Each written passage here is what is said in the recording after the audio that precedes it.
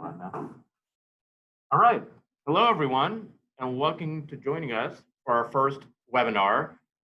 Today, we're going to be discussing a little bit about our practice and some of these adjustments we've made in response to the recent COVID coronavirus pandemic, as well as in general best practices and how we help people with their pain and how these things are uniquely suited to our current situation. We're going to give it another minute or two for a couple people to join in. And in the meantime, I just wanted to take the time to remind you that a lot of the things we're discussing today is available on our website. There's both information about our updated response to the COVID and some of our cleaning practices, as well as information on each of our treatments that we do, each of our doctors, each of our locations. And I encourage you to peruse that. Feel free to call if you have any questions, and our staff is happy to direct you and find somebody to get any information you need. First, we're going to have John Farrell, one of our partners, come up and talk about our practice, who we are, how we got here, some of the things that we do. And then we're going to go to Dr. David Wang, another partner, who's going to talk about our specific response to the coronavirus, some of our cleaning schedules, some of our distancing, what we're doing both in the office and with our employees outside the office to make things safe for you. And then we're going to have Dr. Iman Siddiqui, another partner, come on and talk about the different treatments that we do and how they're uniquely suited for this specific situation, help you staying out of pain and avoiding surgery as long as we can. All right, so without further ado, I'd like to introduce Dr. John Farrell to give you a little overview about regenerative orthopedics and sports medicine.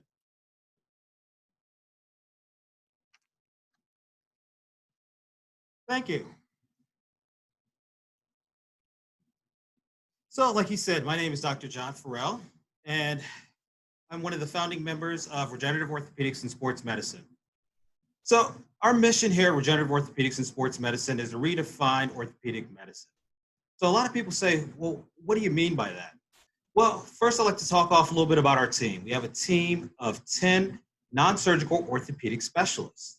And so these are people that are either primary care sports medicine doctors or physiatrists. That means that they've gone through years of specialty training and a fellowship in sports medicine or in spine in order to learn how to use musculoskeletal ultrasound and to do specific orthopedic evaluations safely and to try to keep you out of the operating. So with musculoskeletal ultrasound, what we find is that that's the new stethoscope for musculoskeletal medicine. What we mean by that is that when you have that tool, it's so powerful that you can scan every patient that comes through your door, see underneath their skin, and you can visualize their rotator cuff, their meniscus tear. And then after you've given it a treatment, you can follow that treatment over time to make sure that things are healing. It's such a powerful tool that we use it really on just about every single patient. So some people say, well, what's the importance of a non-surgical orthopedic doctor? Why don't I just go to an orthopedic surgeon? And so I love that question because I use the analogy of having chest pain. You don't go find a heart surgeon. You want to see a cardiologist. Or if you get numbness and tingling in your arm, you don't go find a neurosurgeon. You usually want to see a neurologist. So when you roll your ankle and have an ankle sprain, why do you start off with an orthopedic surgeon?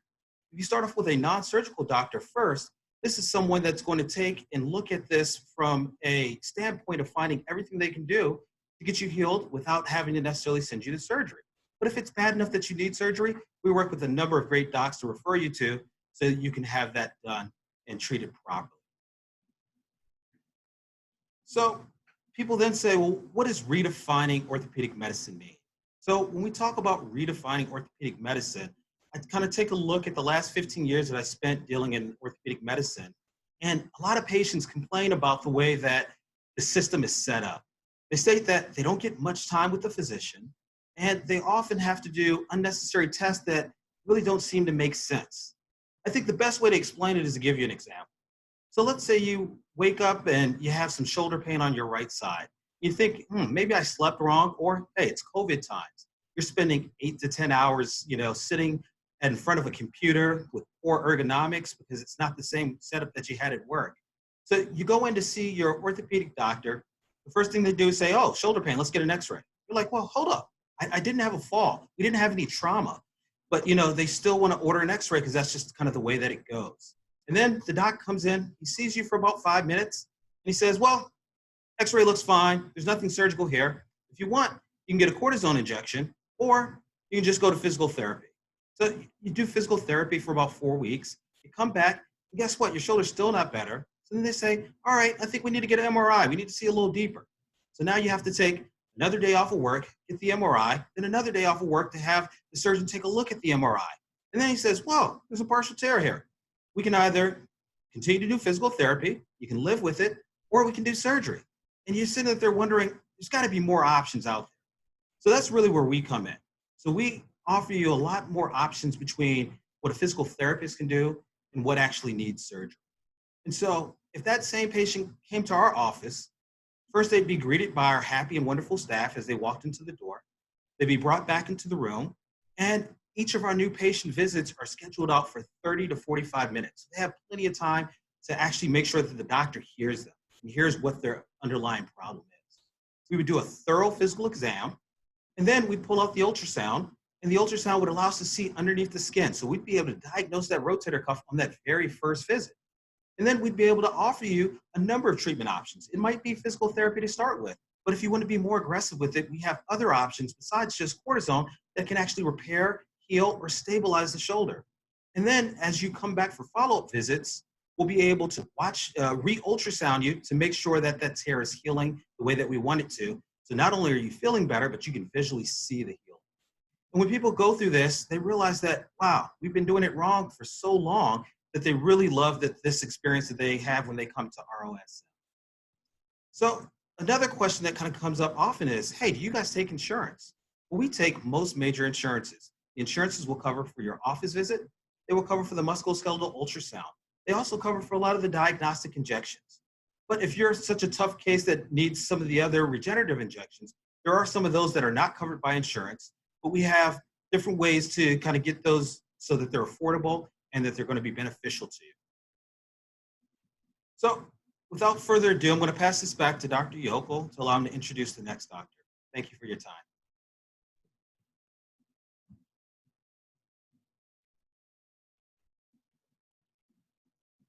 Hello again.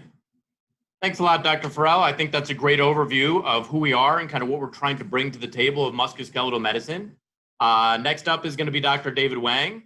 He's going to be discussing a lot of the changes we've made over the last few months to address the coronavirus and also to make sure that our cleaning practice and our safety practices are optimized. Without further ado, Dr. David Wang.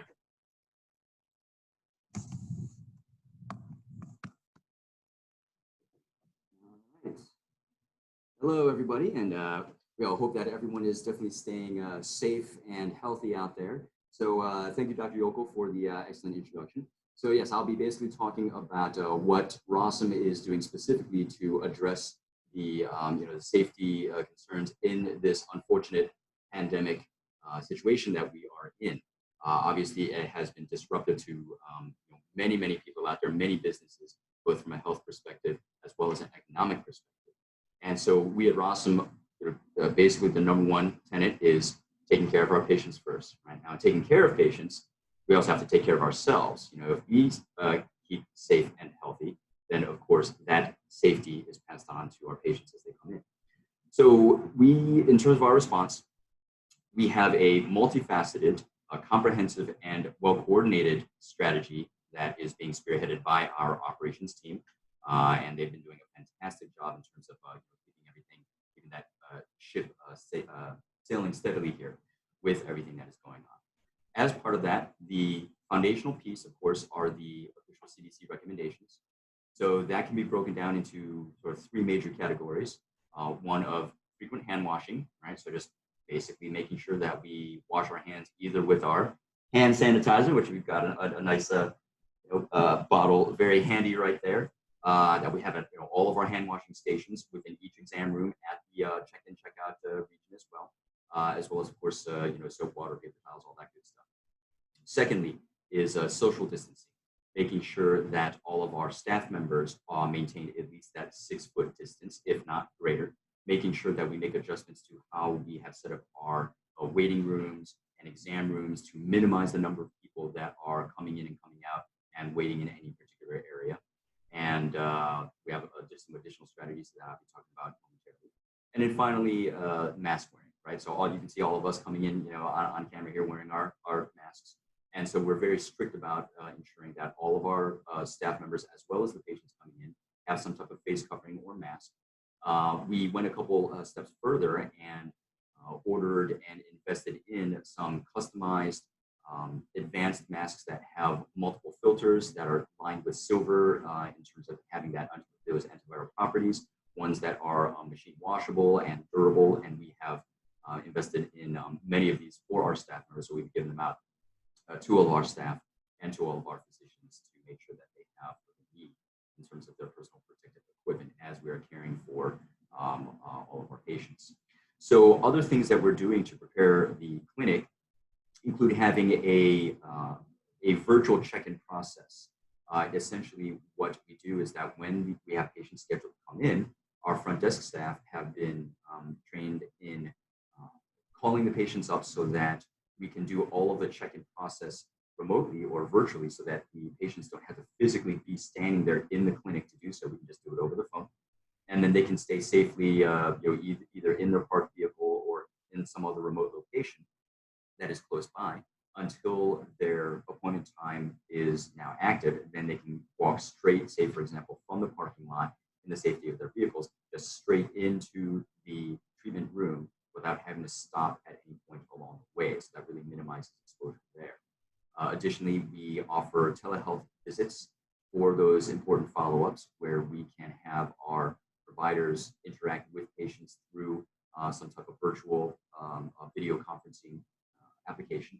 And we have been using that quite frequently, and it's been a really good tool actually, because not only can we connect with the patients and hear how they're doing, but because we have the videoing capability, we can actually perform aspects of the physical exam during the visit. And so we can look at where exactly the pain is located in folks that have, for example, injuries that they would like us to manage. We can see their range of motion. We can actually instruct them on certain movements to create physical exam testing to be able to get a better idea of what those diagnoses are. And they can do all this from the safety and comfort of their own homes or other safe location. Furthermore, we have provided thermometers for all of our staff members, and so we can take our temperature at least on a daily basis to make sure that we are doing what we can to protect ourselves. Then we have things that we've done to manage the clinical space and our equipment to maintain maximal safety. So, for example, we have a very robust cleaning and disinfection schedule that we follow twice a day throughout all of our clinics. We clean all of those surfaces that you kind of wouldn't think about initially in terms of light switches, door handles, the armrests on chairs, all of our computers, the mice, the phones, all of that stuff. We do that on a regular basis, typically with a bleach solution or something similar that really has been shown through CDC to be effective in terms of disinfecting these surfaces.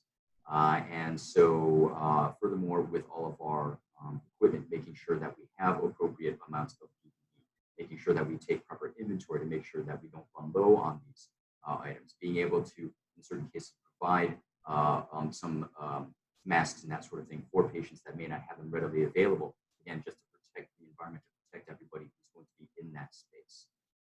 Then we have protocols in terms of what we do if somebody is in fact found to be either exposed to COVID or has a positive diagnosis of COVID, whether it is a patient or a staff member. So just having all those protocols in place so that if something happens, we're right on top of it to make sure that we keep everybody safe and sound. So yeah, that's basically what we're doing to make sure that we can take good care of everybody and keep them safe in these unprecedented times. And with that, I will return things back to Dr. Yokel here. Thank you very much. And again, everybody stay safe.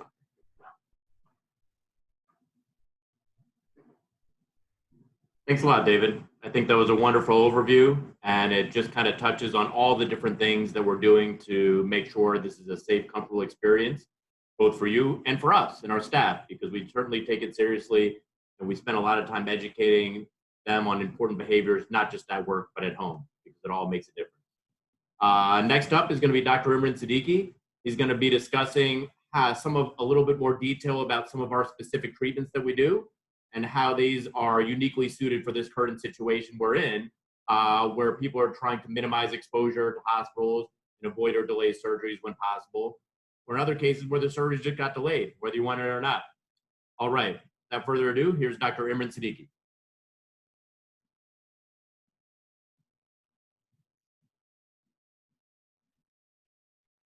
Thank you, Nathan. Welcome, everybody. Thank you for coming to listen to us talk about what we've been doing and what we can offer our community for their musculoskeletal injuries and issues that they've been having. A lot of patients have been coming in during this time to see us, many of them with new injuries during this COVID crisis. Many of our patients who are used to going to the gym, using an elliptical or doing a workout class are now doing stuff on their own. They're running more, and they don't have the guidance of their physical therapist because they have been shut down as well. So there's a huge need for musculoskeletal care during this time. Also, a lot of people are working from home in non-ideal work situations. They're overusing their hands and necks with their laptops. And so there are many things that we can do to help you both get through this difficult time and also to help prevent the need for surgery in the long run.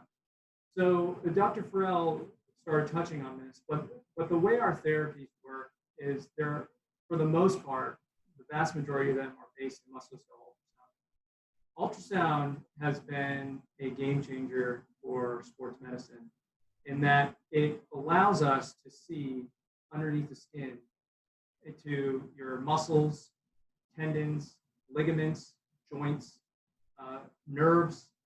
Basically, musculoskeletal ultrasound can see anything that is between the skin and a bone. Because it's dynamic, you can also test for how things move under ultrasound. And so it is really not only can be a replacement for an MRI, but it also can show things that MRIs may not be. And the wonderful thing about it is it's relatively cheap. Insurance covers it. And it's done at point of care. So the vast majority of people who come to our clinic will get a diagnostic ultrasound the day of visit, and they'll get their diagnosis, their proper diagnosis, the day of their first visit. So that saves a lot of time, effort, and money and hardship. But what ultrasound also allows us to do is it allows us to do pseudo-surgical type procedures where often a lot of the surgeries that were needed to be done were because one couldn't see what they were doing. And so they had to either use an arthroscope or actually cut open the skin to look and see what was going on so they could fix the problem. Now with musculoskeletal ultrasound, we're able to see the issue. We're also able to see a needle or other types of tools we can use to get in under the skin into the area of injury and able to fix the problem. So one group of procedures we do, we consider them pseudo-surgical procedures or general musculoskeletal ultrasound guided procedures.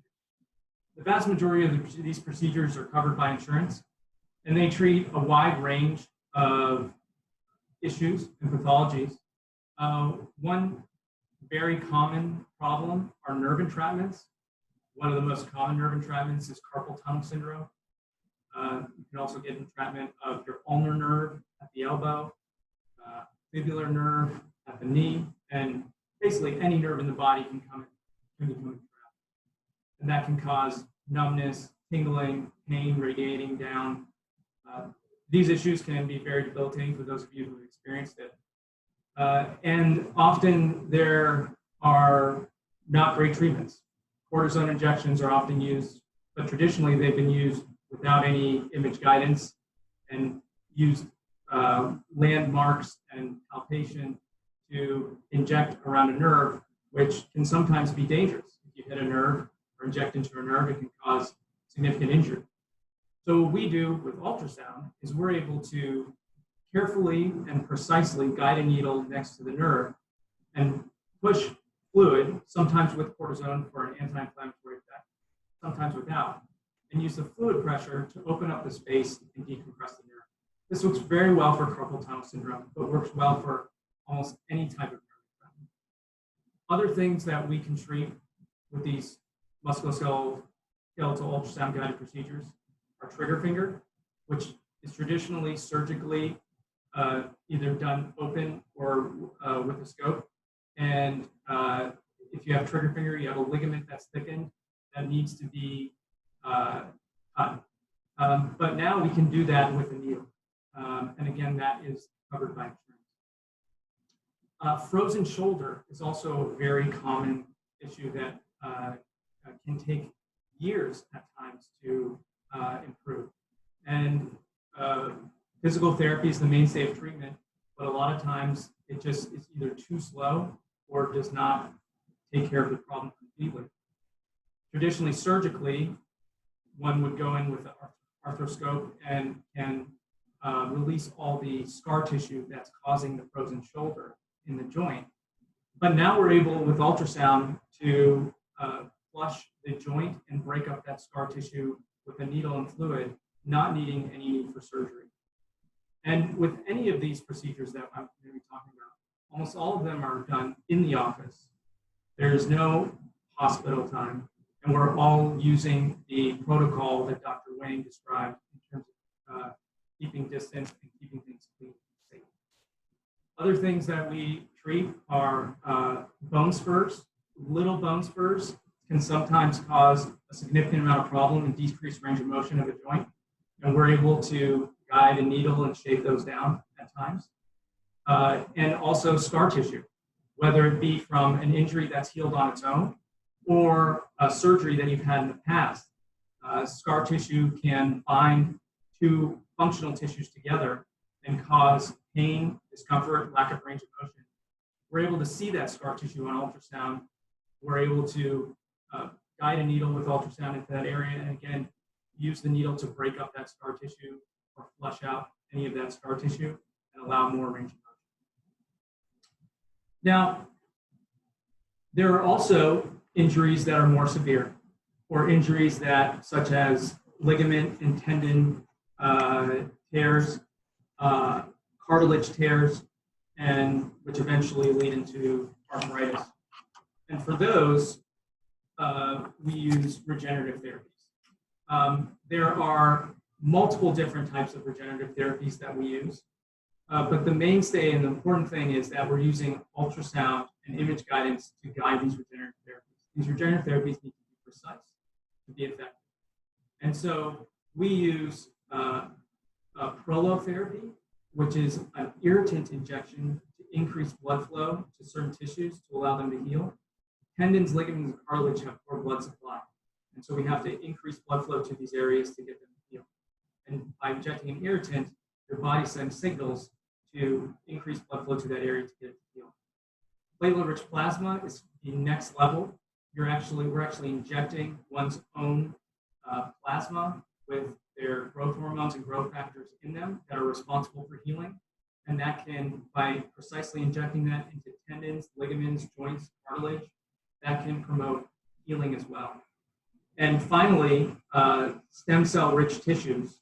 We can graft and harvest tissues that are rich in stem cells, such as your fat tissue or your bone marrow, which have high concentrations of stem cells. And we know through research that these stem cells can signal damaged tissues to heal themselves. With all these procedures,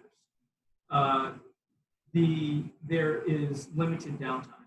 Whereas some surgeries to correct a rotator cuff tear may take 6 months, 9 months, sometimes even a year to fully recover from. Using platelet-rich plasma to heal rotator cuff tear is basically 2 weeks of complete downtime, and then continuing to progress your activity with physical therapy, and your tear is likely healed in 3 months or so.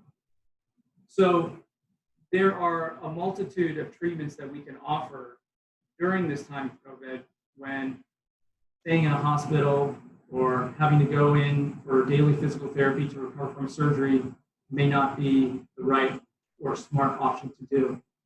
We even have other surgeries, other procedures that can put off the need for surgery. If you have a surgery that you absolutely need, and there's no other option but the surgery, but you can't get it at this time for logistical purposes. We have a treatment called alpha-2 microglobulin, which we can put into a joint, which binds all the molecules that cause pain and inflammation, and can decrease swelling significantly in your joint so that you're able to function relatively normally for a prolonged period of time until you need that surgery. We also can do hyaluronic acid injections, which can perform similarly. And we also do a multitude, we have spine specialists in our practice, a multitude can use radiographic or x-ray guidance to do spine injections to improve pain and function if you need a spine surgery in the future. So all in all, regenerative orthopedics and sports medicine is here for you. We have a wide range of therapies that we can use to help you, and we can come up with a treatment plan that is individually guided for your needs. And at that, I will give the microphone back to Dr. Yokel, and we can answer some questions.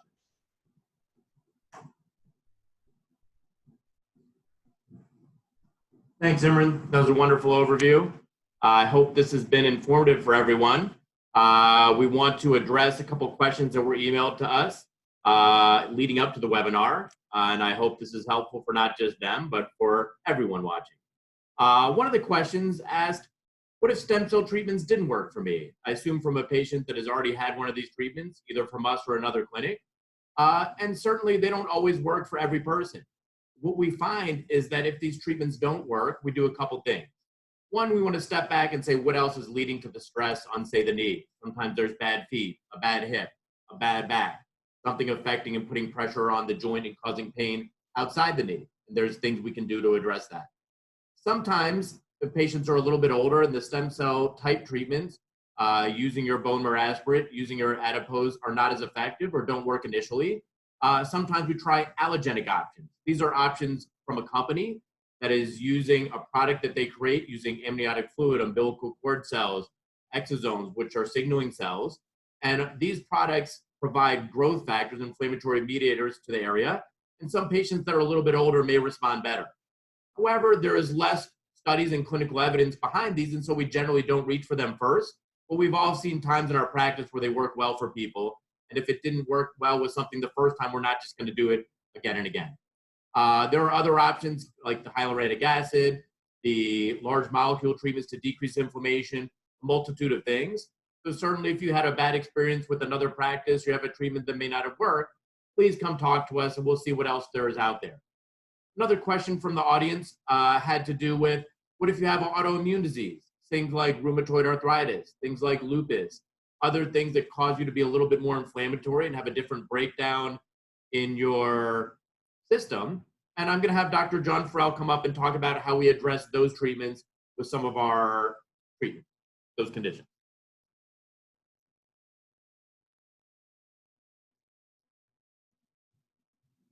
Hello again. So yeah, so there was an excellent question that came through and asked, can we use these regenerative treatments to treat autoimmune conditions? These would be rheumatoid arthritis, lupus, and psoriatic arthritis. So things that kind of fall in that category. So we've actually had very good success using this in all three conditions. There are some complicating factors depending on whether or not you're on medications or not, because some of the medications to treat these conditions can decrease the inflammatory response that we usually get by treating that with platelet-rich plasma or referral therapy. But we have had experience using these in the past, and each one would have to go on a case-by-case basis. And we would work with your rheumatologist and make sure that we have a holistic and approach to how we treat you when we take you off the medications, if we take you off the medications, and making sure that we follow up and communicate so you have a team approach to make sure that we're treating you both safely and effectively.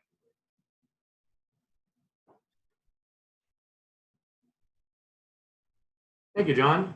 Another question that we were given was, what treatments do you have for thumb arthritis or pain in your thumb, pain at the base of your hand? I'm sure this is a common condition that is plaguing many of you. Dr. David Wang is going to come up and talk about that.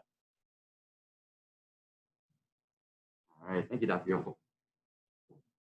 All right. So interesting thing about thumb arthritis, or basically, as Dr. Yoko was saying, at the base of that thumb there, is that according to some research, it is the second most common joint in the body to develop arthritis. Knees are number one.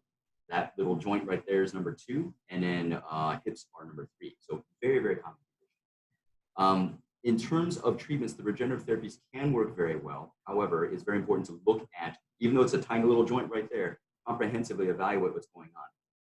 Looking at what type of wear and tear mechanisms are at work here, the ergonomics of the patient that has this arthritis. Do they really overuse their hands? Are the muscles properly balanced? Are the use of their the shoulders and elbows and upper extremity appropriate to minimize the stress on that area? Are they using other conservative therapies effectively? Good hand therapy with a certified hand therapist can oftentimes be helpful in unloading the stress on that joint so that it doesn't accumulate additional chronic and repetitive injury. Wearing thumb spica splints, for example, to stabilize that area, especially at times when you are not able to pay attention to the mechanics of that joint, such as when you are asleep or during certain types of sporting events when you're really kind of not paying attention to what's going on there. Now, from a treatment perspective, though, specifically, treating the areas around the joint itself in addition to the joint. So, for example, the ligamentous capsules in that region, sometimes you can have chronic strains of the ligaments, which cause some destabilization, which then contribute to the development of arthritis and pain in the joint. Tendons in the area, such as the opponent's pollicis tendon, which attaches right at that same area, at that base. Sometimes there's a misdiagnosis and it's actually a tendon problem instead of arthritis. So there's a lot of things that we can do to make sure that we have the correct diagnosis, encourage the incorporation of the conservative therapies, and having the advanced regenerative therapies at our disposal, including the amniotic products, the stem cell therapies, as well as things like prolotherapy and the platelet-rich plasma to take care of folks that have this problem. And Dr. Yoko, all yours. Thanks, David. We have time for one last question. Someone asked, is there anything you can do for my hip bursitis and they're having trouble sleeping? I'm going to invite Dr. Siddiqui to come up and talk about that.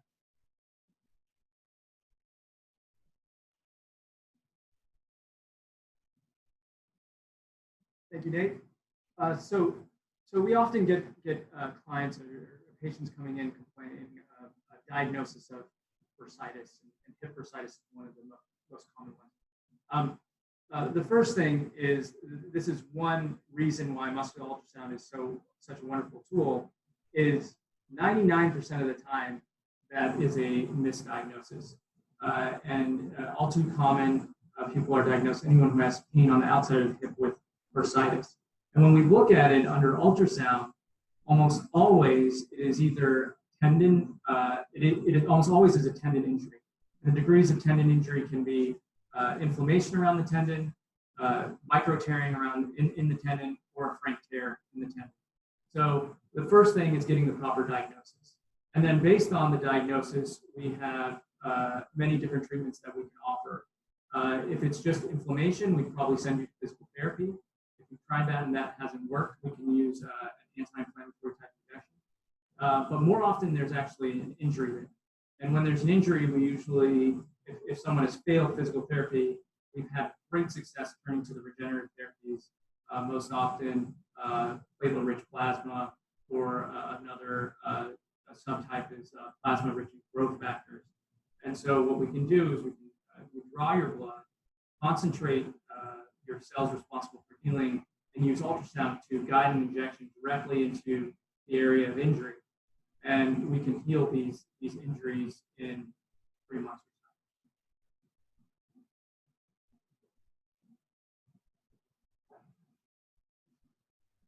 Wonderful. Thank you, Dr. Siddiqui. Just to add on that, there are studies out of Australia looking at many patients. These are level 1 randomized controlled studies showing effectiveness for the plasma treatments for the gluteal tendinopathy. Over the coming weeks on our website, you'll find a new library where you can see descriptions of studies related to some of the treatments we offer. I think that's it for today. We did have one other question about some of our doctors not being in network for Medicare or not accepting Medicare. Our physician assistant, James Perry, does accept Medicare. There are also 1 or 2 doctors that do. And so if you call and you have Medicare, make sure you mention that. We will try and connect you with the right person. Some of the treatments that aren't covered by insurance or Medicare, generally when we're doing those treatments, we're happy to make it work for the patients and not charge them additionally for extra visits and extra procedures. So don't be shy. If you feel like you need some help, give us a call. We'll make it work for you. I also wanted to mention, it came up a lot, how much we're missing our therapists and trainers as we're out exercising alone. ROSM has, really valued our relationship with therapists and trainers over the last few years. We're working on developing a ROSM DMV physical therapist and trainer relief fund. There's a GoFundMe page that has been established, and you can join and donate to patients where we can distribute it to therapists and trainers in need.